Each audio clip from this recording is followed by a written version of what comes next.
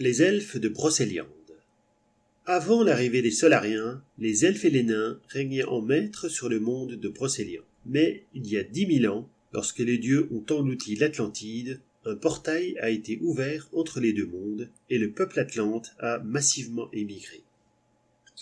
À cette époque, les elfes ne formaient qu'un seul peuple, les Yahaldari, ce qui signifie dans leur langue les êtres doués de magie. Ils étaient gouvernés par Oberon, un roi mythique d'une grande sagesse qui était également le roi des magiciens. En effet, de tous les peuples du continent, eux seuls étaient capables de manipuler les forces magiques et ce talent ne nécessitait aucun apprentissage. La magie coulait en eux comme la sève dans les arbres. Leur magie provenait d'une large zone volcanique à l'est du continent, le Yavat. Mais au fur et à mesure que les Solariens s'installaient, la magie elfique diminuait en intensité et, plus grave encore, d'autres peuples gagnaient la capacité d'utiliser de nouvelles formes de magie, à l'aide de formules mystiques auxquelles les elfes ne comprenaient rien.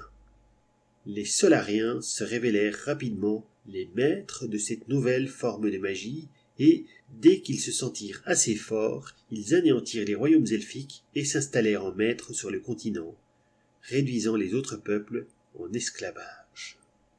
C'est à ce moment-là que le peuple elfique se divisa en 4 branches. Les Nadzirdari, les elfes maudits. Les Nadzirdari sont des elfes qui adoptèrent la nouvelle forme de magie et renièrent leur mode de vie au profit d'une collaboration sans réserve avec les nouveaux maîtres. Ayant également renié leur peuple, la malédiction d'Oberon les poursuit, eux et leurs descendants, et les poursuivra jusqu'à la fin des temps.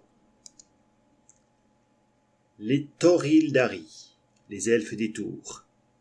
Les plus anciennes et les plus puissantes lignées de mages installèrent leur tour le plus près possible du Yavad, dans une région qu'ils pensaient inaccessible.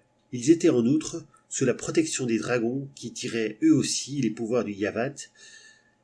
Les Solariens prirent le temps de se renforcer avant de les attaquer par surprise, de détruire les tours et d'intégrer les Torildari à leur empire. Les Irildari, les elfes sylvains. Alors que la magie diminuait en intensité, certains elfes cessèrent de s'y fier aveuglément et se réfugièrent dans les forêts pour se livrer à une guérilla incessante contre les envahisseurs. Ils perfectionnèrent leurs talents martiaux à un niveau jamais égalé, et même lorsque l'ensemble du continent tomba sous la coupe des Solariens, ils continuaient de résister. Les Teldari, les elfes fuyards. Les elfes qui n'avaient ni la puissance magique des Torildari, ni les talents martiaux des Irildari, s'exilèrent le plus loin possible des zones occupées par les Solariens. Mais ces derniers les rattrapèrent et firent d'eux les esclaves des plus basses castes.